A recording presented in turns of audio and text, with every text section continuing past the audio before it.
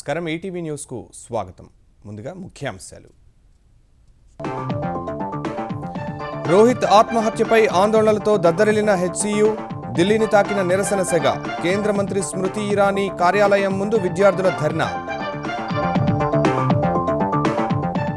బాధ్యులపై చర్యలకు విద్యార్థి సంఘాల డిమాండ్. కమిటీ వేసిన కేంద్రం, నివేదిక వచ్చిన తర్వాతే చర్యలు తీసుకుంటామన్న మంత్రి. గ్రేటర్ ఎన్నికల్లో ప్రధాన పార్టీలకు తప్పని అసంతృప్తుల బెడద. పలుచోట్ల అసమ్మతి నాయకుల ఆందోళనలు, బుజ్జగించే యత్నాల్లో నేతలు. పెట్టుబడుల కోసం చంద్రబాబు దావోస్ పర్యటన. ఈ అర్ధరాత్రి బయలుదేరనున్న ముఖ్యమంత్రి. ఈ నెల 20 నుంచి పారిశ్రామికవేత్తలతో చర్చలు. 20వ వర్ధంతి వేళ ఎన్టీఆర్కు తెలుగు ప్రజల నివాళి. మహానేత ఆశయ సాధనే లక్ష్యమన్న నేతలు. భారతరత్న ఇవ్వాలన్న చంద్రబాబు. సంపూర్ణ సేంద్రియ రాష్ట్రంగా సిక్కిం ప్రకటించిన ప్రధాని. అన్ని రాష్ట్రాలు ఆచరించాలన్న మోదీ.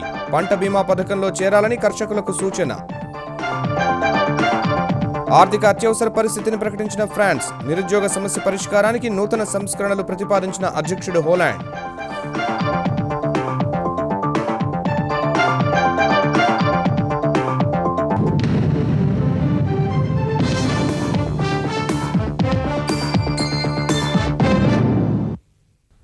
హైదరాబాద్ కేంద్రీయ విశ్వవిద్యాలయంలో పీహెచ్డీ విద్యార్థి రోహిత్ ఆత్మహత్య ఘటన ప్రకంపనలు సృష్టిస్తోంది. ఉపకులపతి, ఇతర అధికారులు ఓ వర్గానికి వత్తాసు పలుకుతూ తనను సస్పెండ్ చేశారన్న అనుమానంతోనే రోహిత్ బలవన్మరణానికి పాల్పడ్డాడని దళిత విద్యార్థి సంఘాలు హైదరాబాద్ సహా ఢిల్లీలో ఆందోళనకు దిగాయి.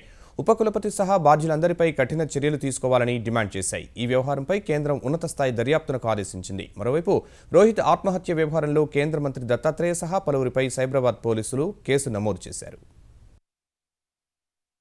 హైదరాబాద్ కేంద్రీయ విశ్వవిద్యాలయంలో పీహెచ్డీ విద్యార్థి రోహిత్ ఆత్మహత్య ఘటనపై తీవ్ర దుమారం రేగుతోంది. గత ఏడాది ఆగస్టులో రోహిత్ ఫేస్బుక్లో ఓ పోస్టింగ్కు సంబంధించి చేసిన వ్యాఖ్యపై ఏబీవీపీ విద్యార్థులతో చోటు చేసుకున్న వివాదం చినికి గాలివానగా మారి పోలీసు కేసుల వరకు వెళ్లింది. తనపై దాడి చేశారన్న ఏబీవీపీ నాయకుడు సుశీల్ కుమార్ ఫిర్యాదు మేరకు రోహిత్ సహా 5 దళిత విద్యార్థులపై గచ్చిబౌలి పోలీసులు కేసు నమోదు చేయగా, ఘటనపై విచారణ చేసిన హెచ్సియు క్రమశిక్షణ సంఘం సిఫార్సు మేరకు ఉపకులపతి రోహిత్ సహా 5 నెల రోజులు సస్పెండ్ చేశారు. ఈ నిర్ణయాన్ని వ్యతిరేకిస్తూ విద్యార్థులు కొద్ది రోజులుగా చేస్తున్న ఆందోళనలో ఆదివారం కూడా పాల్గొన్న రోహిత్ మధ్యాహ్నం తన గదిలో ఫ్యాన్ కు ఉరివేసుకుని కనిపించాడు. ఇందుకు ఎవరూ కారణం కాదని లేఖలో పేర్కొన్నాడు. అయితే తమకు జరుగుతున్న అన్యాయాలను ఉపకులపతి దృష్టికి తీసుకెళ్లినా పట్టించుకోకుండా తనపైనే తప్పు మోపి సస్పెండ్ చేశారన్న మనస్తాపంతోనే రోహిత్ బలవన్మరణానికి పాల్పడ్డాడని దళిత విద్యార్థులు, ప్రజా సంఘాలు ఆరోపించాయి. రోహిత్ ఆత్మహత్యకు బాధ్యులైన వారిపై చర్యలు తీసుకోవాలని డిమాండ్ చేస్తూ ఢిల్లీలో కేంద్ర మానవ వనరుల అభివృద్ధి మంత్రి స్మృతి ఇరానీ కార్యాలయం వద్ద విద్యార్థులు పెద్ద ఎత్తున ఆందోళనకు దిగారు. వందల సంఖ్యలో తరలివచ్చిన విద్యార్థులు మంత్రి కార్యాలయంలోకి చొచ్చుకెళ్లేందుకు యత్నించగా వారిని చెదరగొట్టేందుకు పోలీసులు జల ఫిరంగులు ప్రయోగించారు.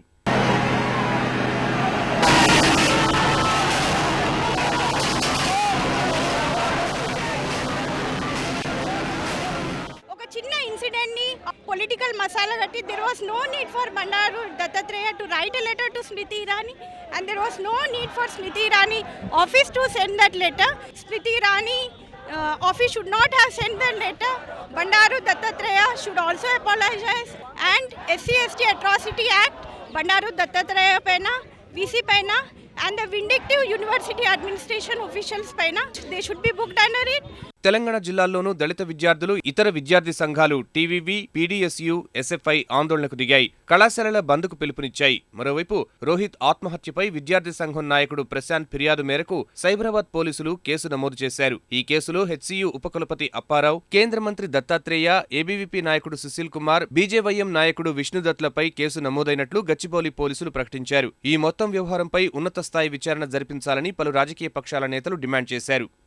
లేకపోతే అవసరం అనుకుంటే ఈ ప్రధానమంత్రిని కూడా దీనిపైన స్పందించాల్సినటువంటి అవసరం ఉంది. దీనిపైన ఏ స్థాయిలోకైనా, ఎంత దూరానికైనా పోరాటం చేయడం కోసం పార్టీ పరంగా నిలబడతాం.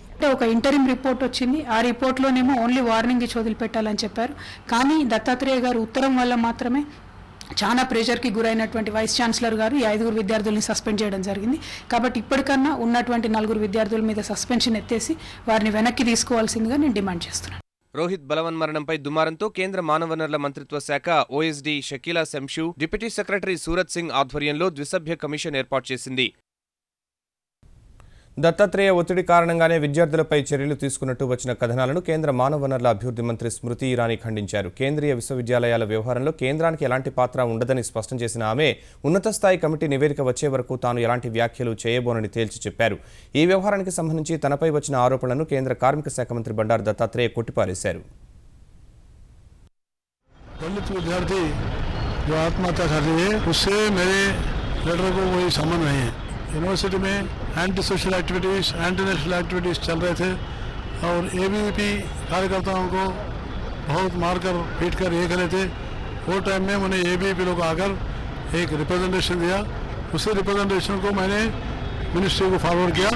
उन्होंने क्या कार्रवाई किया मुझे पता नहीं, लेकिन जो संगठन है बीजेपी को या हमको किसी को संबंध नहीं है.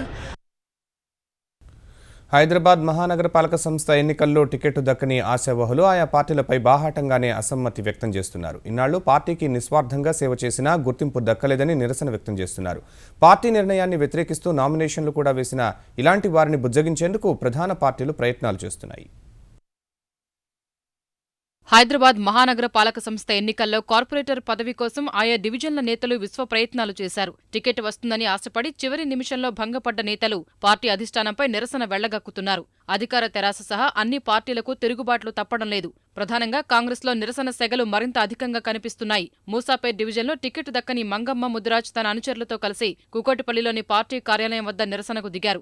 అక్బర్బాగ్ డివిజన్లో సీట్ల కేటాయింపులో అన్యాయం చేశారని ఆరోపిస్తూ గ్రేటర్ హైదరాబాద్ కాంగ్రెస్ ఉపాధ్యక్షుడు శ్రీధర్ రెడ్డి నేతృత్వంలో పార్టీ నాయకులు నిరసన చేపట్టారు. అధికార తెరాసకు కూడా అసంతృప్తుల నిరసన సెగ తప్పడం లేదు. గన్ ఫౌండరీ డివిజన్ టికెట్ను మమతా గుప్తాకు కేటాయించడాన్ని నిరసిస్తూ స్థానిక నేతలు అబిడ్స్ బొగ్గులకుంట వద్ద నిరసన ప్రదర్శన చేపట్టారు. తిరుగుబాటు నేతల బెడద అధికంగా ఉన్న కూకట్పల్లిలో మంత్రి తుమ్మల నాగేశ్వరరావు, ఎమ్మెల్యే మాధవరం కృష్ణారావు వారిని పిలిపించుకుని సముదాయించారు. ఇందులో ఉద్యమం చేసిన వాళ్ళు ఒక పక్క ఉన్నారు, కాంటాక్ట్ చేసిన వాళ్ళు ఒక పక్క ఉన్నారు, కొత్తగా చేరిన వాళ్ళు ఒక పక్క ఉన్నారు. గెలవగలిగినటువంటి అభ్యర్థులను దృష్టిలో పెట్టుకుని అందరినీ సమన్వయంగా తీసుకెళ్లాల్సినటువంటి అవసరం ఉంది. కానీ కులాల రీత్యా, ప్రాంతాల రీత్యా, డివిజన్లకు సంబంధించినటువంటి అన్ని వర్గాలని రాజకీయంలో భాగస్వామ్యం చేయాలి. ఈ ప్రభుత్వంలో, ఈ పార్టీలో మాకు అవకాశం ఉందనేటువంటి విశ్వాసాన్ని కలిగించాలి. తెలుగుదేశం, భారతీయ జనతా పార్టీ కూటమికి తిరుగుబాటు అభ్యర్థుల బెడద తప్పలేదు. సికింద్రాబాద్ సీతాఫల్ మండి డివిజన్ నుంచి తెలుగుదేశం టికెట్ ఆశించి భంగపడ్డ నేతలు అసంతృప్తితో రగిలిపోతున్నారు. కూటమి పొత్తులో భాగంగా చందానగర్ డివిజన్ టికెట్ ని తెలుగుదేశం పార్టీ అభ్యర్థికి కేటాయించడంపై భాజపా శ్రేణులు పార్టీ రాష్ట్ర కార్యాలయంలో తీవ్ర నిరసన తెలిపారు.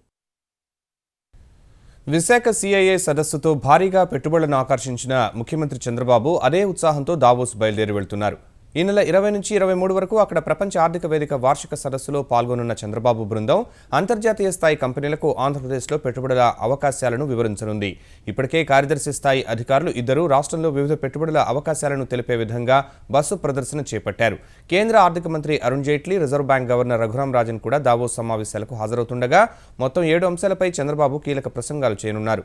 రవాణా, వైమానిక, విద్యుత్, ఆతిథ్య, మౌలిక సదుపాయాల కల్పన, నౌకాయాన, ఐటీ రంగాల్లోని దిగ్గజ సంస్థల అధిపతులతోనూ చంద్రబాబు భేటీ కానున్నారు.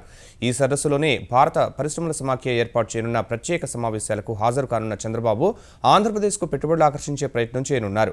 ఈ అర్ధరాత్రి దాటిన తర్వాత చంద్రబాబు దావోస్ బయలుదేరుతారు.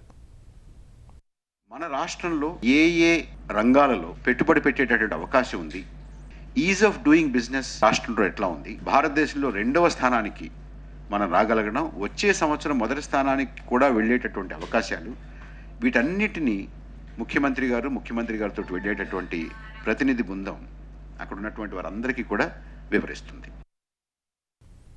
ఫిబ్రవరి 2వ వారంలో అంకుర పరిశ్రమల విధానాన్ని ప్రకటిస్తామని తెలంగాణ ఐటీ మంత్రి కేటీఆర్ చెప్పారు. అంకుర సంస్థల స్థాపనలో హైదరాబాద్ను దేశానికే రాజధానిగా తీర్చిదిద్దే దిశలో కృషి చేస్తున్నామని టీ-హబ్లో నాస్కామ్ ఏర్పాటు చేసిన వేర్హౌస్ ప్రారంభ కార్యక్రమంలో కేటీఆర్ చెప్పారు. ఈ మేరకు ఒప్పందం కుదిరినట్టు చెప్పిన నాస్కామ్ చైర్మన్ బీవీఆర్ మోహన్ రెడ్డి, నాస్కామ్ అధ్యక్షుడు ఆర్ చంద్రశేఖర్ సాఫ్ట్వేర్ రంగంలో యువ పారిశ్రామికవేత్తలను ప్రోత్సహించే ఉద్దేశంతోనే వేర్హౌస్ ఏర్పాటు చేసినట్టు తెలిపారు. నాస్కామ్ వేర్ హౌస్ ద్వారా టీ-హబ్ లో ఉన్న ఆంటర్ప్రెన్యూర్స్ అందరికి ఏదైతే ఈకో సిస్టమ్ సపోర్ట్, మెంటర్షిప్ కానివ్వండి, వెంచర్ క్యాపిటల్ ఫండర్స్ కానివ్వండి, ఇన్ఫ్రాస్ట్రక్చర్ వర్క్ స్పేస్ కానివ్వండి, వాళ్ళ కష్ట సుఖాలు ఏమిటి, ప్రాబ్లమ్స్ కి సొల్యూషన్స్ ఏమిటి, ఇవన్నీ వేర్ హౌస్ లో ఈజీగా మార్గం కలుస్తుంది వాళ్ళందరికీ. భారతదేశంలో యువతరం కేవలం జాబ్ సీకర్స్ గా కాకుండా జాబ్ క్రియేటర్స్ గా మారాలనే ఆలోచన విధానం ఏదైతే ఉన్నదో దానికి అనుగుణంగా హై స్కూల్ స్థాయి నుంచే పిల్లలకు మంచి ఐడియాస్ ఉంటే వాటిని ఎంకరేజ్ చేయాలనే ఒక కొత్త కాన్సెప్ట్ కూడా తీసుకురాబోతా ఉన్నాం. అవసరమైతే విద్యాశాఖతో మాట్లాడి కొన్ని కోర్స్ క్రెడిట్స్ కూడా, అంటే ఇలాంటి కార్యక్రమాల్లో పాల్గొన్నప్పుడు పిల్లలకి మార్క్స్ కూడా అవసరమైతే యాడ్ చేసే విధంగా టెక్నాలజీ ఆంటర్‌ప్రెన్యూర్స్ ని చేయడానికి ఒక మంచి కార్యక్రమం కూడా చేయబోతా ఉన్నాం. రామగుండం ఎరువుల కర్మాగారాన్ని పునరుద్ధరించేందుకు అవసరమైన సహకారం అందిస్తామని తెలంగాణ సర్కార్ స్పష్టం చేసింది. ఈ మేరకు తనను కలిసిన national fertilizer CMD Manoj Mishra, Ramagundam కర్మాగారం సీఈఓ వివేక్ మల్హోత్రాలకు ముఖ్యమంత్రి కేసీఆర్ హామీ ఇచ్చారు. 1990లో మూతపడిన రామగుండం కర్మాగారాన్ని పునరుద్ధరించాలని కేంద్రం ఇటీవల నిర్ణయించింది. ఈ కర్మాగారం ద్వారా 3,000 మందికి ప్రత్యక్షంగా ఉపాధి కల్పించడం సహా తెలంగాణకు అవసరమైన యూరియా, అమోనియాను ఉత్పత్తి చేయాలని భావిస్తున్న కేంద్రం 2018 నాటికి పునరుద్ధరణ ప్రక్రియ పూర్తి చేయాలని నిర్ణయించింది. ఈ మేరకు కర్మాగారానికి అవసరమైన 0.55 టీఎంసీల నీటిని మిషన్ భగీరథ పైప్ లైన్ ద్వారా అందించాలని ఆదేశించిన కేసీఆర్ ఈ పరిశ్రమకు కావలసిన 40 మెగావాట్ల విద్యుత్ను సరఫరా చేయాలని అధికారులకు ఆదేశాలు ఇచ్చారు. ఇతర అంశాలపై అధ్యయనం చేసి నిర్ణయం తీసుకోవాలని తెలిపారు. టీఎస్ ఐపాస్ చట్టానికి అనుగుణంగా రామగుండం ఎరువుల కర్మాగారానికి సహకారం అందించాలని కేసీఆర్ నిర్ణయించారు. రామగుండంలోని ఎన్టీపీసీ ప్లాంట్ నుంచి 1,600 మెగావాట్లు, సింగరేణి క్యాలరీస్ ఆధ్వర్యంలోని జైపూర్ ఉత్పత్తి కేంద్రం నుంచి 1,200 మెగావాట్ల విద్యుత్ కొనుగోలు చేసేందుకు తెలంగాణ ట్రాన్స్కో, డిస్కంలు ఒప్పందాలు చేసుకున్నాయి. ఈ మేరకు ముఖ్యమంత్రి కేసీఆర్ సమక్షంలో ఎన్టీపీసీ, సింగరేణి అధికారులు, ట్రాన్స్కో అధికారులు ఒప్పందాలు మార్చుకున్నారు. కేంద్ర విద్యుత్ నియంత్రణ మండలి సిఫార్సు మేరకు ఎన్టీపీసీకి ధర చెల్లించేందుకు అంగీకరించిన ట్రాన్స్కో రాష్ట్ర విద్యుత్ నియంత్రణ మండలి సిఫార్సు ప్రకారం సింగరేణి నుంచి విద్యుత్ కొనుగోలు చేయనుంది. దేశంలో సేంద్రియ వ్యవసాయాన్ని ప్రోత్సహించాల్సిన అవసరం ఎంతో ఉందని ప్రధాని నరేంద్ర మోదీ అభిప్రాయపడ్డారు. రాష్ట్ర ప్రభుత్వాలు ప్రయోగాత్మకంగా ఒక జిల్లా లేదా మండలాన్ని ఎంచుకుని పూర్తిగా సేంద్రియ విధానంలో సాగు జరిగేలా చర్యలు చేపట్టాలని సూచించారు. సుస్థిర వ్యవసాయం, రైతు సంక్షేమం పేరిట సిక్కిం రాజధాని గ్యాంగ్టాక్లో జరుగుతున్న రాష్ట్రాల వ్యవసాయ మంత్రుల సదస్సుకు హాజరైన ప్రధాని సిక్కింను దేశంలోనే తొలి సేంద్రియ రాష్ట్రంగా ప్రకటించారు. యావత్ ప్రపంచానికి సిక్కిం ఆదర్శమన్న మోదీ అదే బాటలో ఇతర రాష్ట్రాలు పనిచేయాలని పిలుపునిచ్చారు. కేంద్రం తెచ్చిన కొత్త పంటల బీమా పథకం రైతుల్లో విశ్వాసం నింపిందన్న ఆయన ఈ పథకంలో ఎక్కువ మంది కర్షకులు చేరేలా చర్యలు చేపట్టాలని సూచించారు. పర్యావరణ పరిరక్షణకు ప్రజల జీవనశైలిలో మార్పులు రావాలని పునరుద్ఘాటించారు. గ్యాంగ్టాక్లో ఏర్పాటు చేసిన పుష్ప ప్రదర్శనలో 3 కొత్త పూలను ఆవిష్కరించిన ప్రధాని వాటిలో 2ంటికి సింబిడియం సర్దార్, లైకాస్ట్ దీన్ దయాళ్ అని నామకరణం చేయగా 3వ పుష్పానికి సింబిడియం నమోగా సిక్కిం ముఖ్యమంత్రి పవన్ చామ్లింగ్ పేరు పెట్టారు. देश के कृषि जगत के विकास के लिए जैविक खेती का एक आकर्षण तो बना है। किसान भी प्रयोग करने के लिए तैयार है, लेकिन छुटपुट प्रयोगों से परिवर्तन का एहसास नहीं होगा। हम व्यूहात्मक दृष्टि से राज्य का कोई एक डिस्ट्रिक्ट पकड़े, अगर डिस्ट्रिक्ट करने की ताकत नहीं तो ब्लॉक पकड़े और उसके स्पेशल अरेंजमेंट कर करके किसानों को गाइड करना, उनको जो आवश्यकता है वो प्रोवाइड करना और उनके मार्केटिंग तक की व्यवस्था को खड़ा करना। अगर एक ब्लॉक या एक डिस्ट्रिक्ट सफल हो गया तो बाकी जगह पे अपने आप होना शुरू हो जाएगा. తెలుగు జాతి గుండెల్లో చిరస్థాయిగా నిలిచిపోయిన విశ్వవిఖ్యాత నట సార్వభౌముడు తెలుగుదేశం పార్టీ వ్యవస్థాపక అధ్యక్షుడు నందమూరి తారక రాముని వర్ధంతిని తెలుగు రాష్ట్రాల్లో ఘనంగా నిర్వహించారు. హైదరాబాద్లోని ఎన్టీఆర్ ఘాట్ వద్ద ఆయనకు కుటుంబ సభ్యులు, తెలుగుదేశం నేతలు, సినీ ప్రముఖులు నివాళులర్పించారు. పార్టీ ఏర్పాటు చేసిన రక్తదాన శిబిరంలో పాల్గొని ఎన్టీఆర్ సేవలను స్మరించుకున్నారు. తెలుగు ప్రజల గుండెల్లో ఆరాధ్య నటుడిగా సుస్థిర స్థానం సంపాదించుకుని రాజకీయాల్లో తనదైన ముద్ర వేసిన నందమూరి తారక రామారావు 20వ వర్ధంతి పురస్కరించుకుని హైదరాబాద్లోని ఎన్టీఆర్ ఘాట్ వద్ద కుటుంబ సభ్యులు ఘనంగా నివాళులర్పించారు. ఎన్టీఆర్ కుమారులు హరికృష్ణ, బాలకృష్ణ, మనవళ్లు జూనియర్ ఎన్టీఆర్, కళ్యాణ్ రామ్, కుమార్తె భువనేశ్వరి, మనవడు లోకేష్, బ్రాహ్మణి సహా ఇతర కుటుంబ సభ్యులు ఎన్టీఆర్కు పుష్పాంజలి ఘటించారు.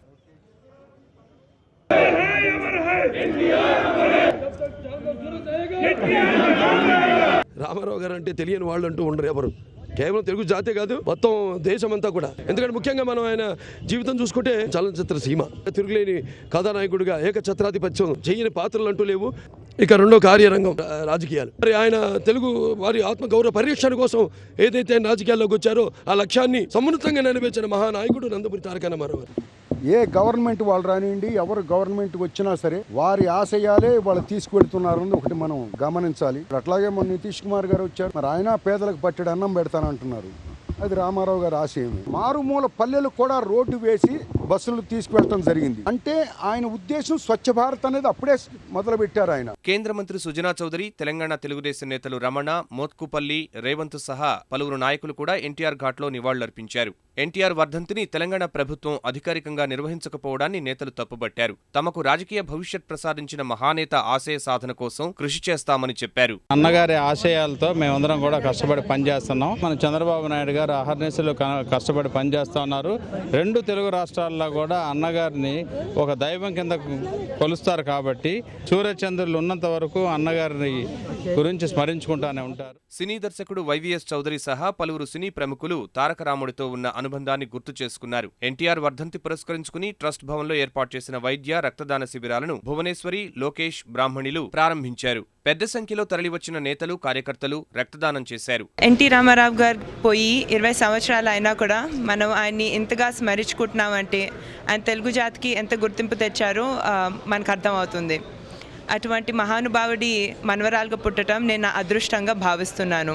ఎన్టీఆర్ భవన్లో ఎన్టీఆర్ సినీ విశేషాలతో కూడిన 3D స్టూడియో అందరినీ ఆకట్టుకుంది. సినీ రాజకీయ రంగాల్లో తనదైన ముద్ర వేసిన ఎన్టీఆర్కు భారతరత్న ఇవ్వాలని ముఖ్యమంత్రి చంద్రబాబు మరోసారి డిమాండ్ చేశారు. ఎన్టీఆర్ 20వ వర్ధంతి సందర్భంగా విజయవాడ A1 కన్వెన్షన్ సెంటర్లో లెజెండరీ రక్తదాన శిబిరాన్ని ప్రారంభించిన ఆయన ప్రపంచవ్యాప్తంగా తెలుగువారికి ప్రత్యేక గుర్తింపు తెచ్చిన మహనీయుడని, ఎన్టీఆర్ సేవలను కొనియాడారు. ఎన్టీఆర్ ఆశయ సాధన కోసం తెలుగుదేశం ప్రభుత్వం కృషి చేస్తోందని చెప్పిన చంద్రబాబు ఆర్థిక అసమానతలు తొలగించి ప్రజలంతా సుఖ సంతోషాలతో జీవించేలా చేయటమే తన లక్ష్యమని పేర్కొన్నారు. 2029 కల్లా ఆంధ్రప్రదేశ్ను ఆనంద ఆంధ్రప్రదేశ్గా మారుస్తానని ప్రతినబూనారు. ఎన్టీఆర్ స్ఫూర్తితో ముందుకెళితే 20 ఏళ్లలో జరగాల్సిన అభివృద్ధి 5 ఏళ్లలోనే జరుగుతుందని వ్యాఖ్యానించారు.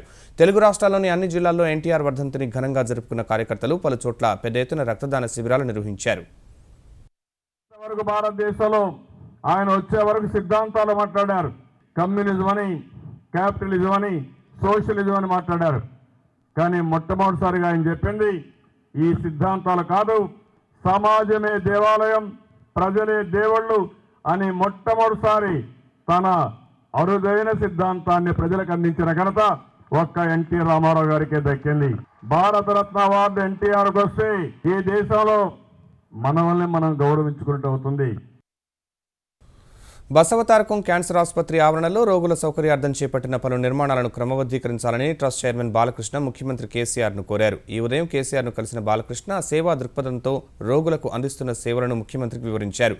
ఈ దశలో రోగుల సౌకర్యార్థం మరిన్ని సేవలు అందించాలన్న కేసీఆర్ కనీస సౌకర్యాల విషయంలో మరింత శ్రద్ధ పెట్టాలని సూచించారు.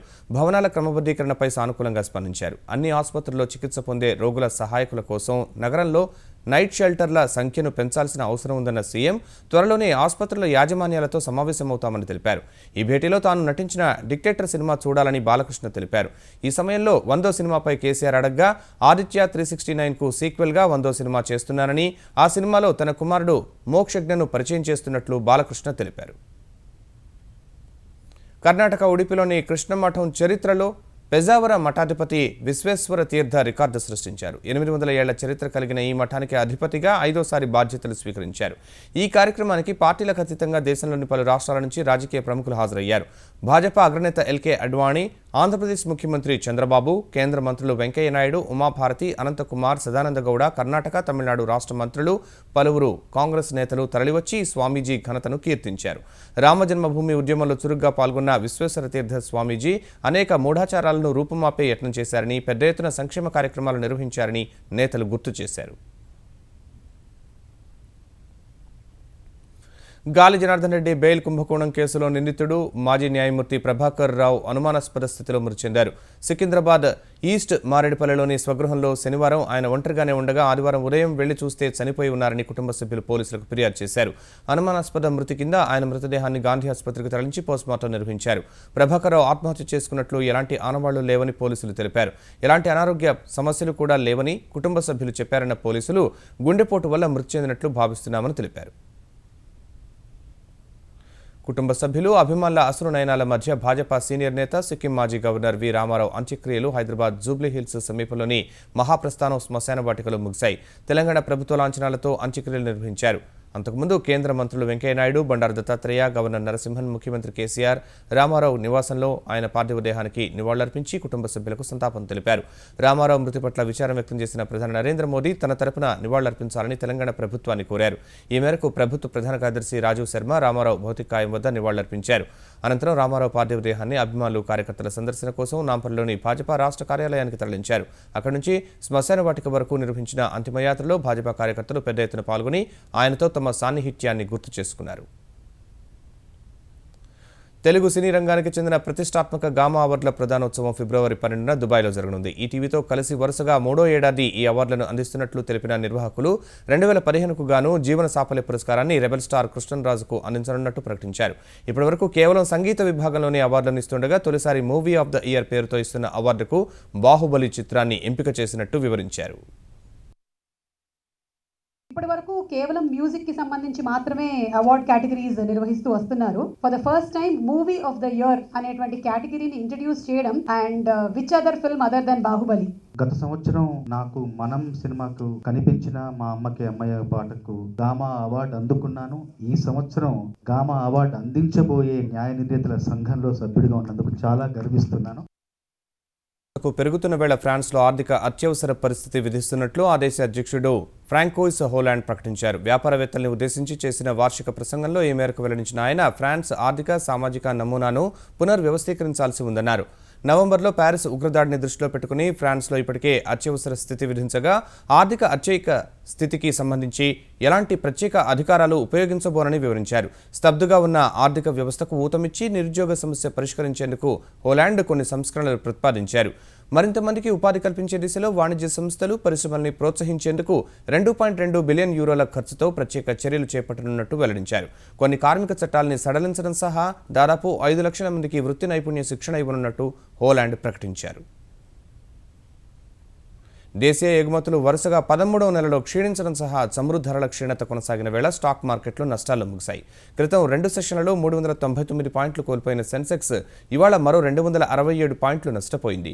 ఉదయం 24,401 వద్ద ప్రారంభమైన సెన్సెక్స్ మొదట్లో లభించిన కొనుగోళ్ల మద్దతుతో 24,525 పాయింట్ల గరిష్ట స్థాయిని తాకింది. చైనా మినహా ఇతర ఆసియా విపణుల్లో ప్రతికూల పరిస్థితులు.